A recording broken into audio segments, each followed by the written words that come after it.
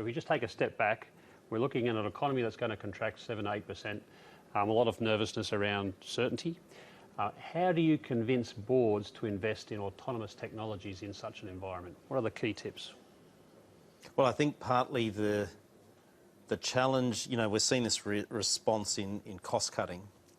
Unfortunately, it's ahead of the technology that fulfills the same outcome in an autonomous manner, and it's effectively going to drive a lower experience or a lower quality of product or service. So, as we see, big companies, corporates, listed companies take cost out immediately to address the revenue shortfall that's come in, and they typically turn, to, frankly, people.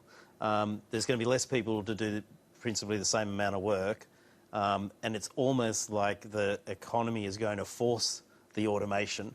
So I guess what does it mean for boards? It means, in the same breath as saying I have to address the cost structure of this business, and it's ultimately going to result in reducing my workforce, I have to replace that with automation to drive a better, arguably better, or at least as good service to the end consumer, or else ultimately my business will suffer in terms of its target revenue. And then the other side of that equation is, well, what do you do for these folks who might have done the example of, taking a piece of paper and going to another machine and double keying things, and how do you reskill that workforce? And look, frankly, that's a domain outside my experience, but I do think that in every conversation about cost cutting, there's got to be a conversation about investing in automation, and underneath automation comes data and data science. So it's tragically, it's been driven by the top line, as often is the case, but as long as the reaction is responsible, then there's opportunity in that.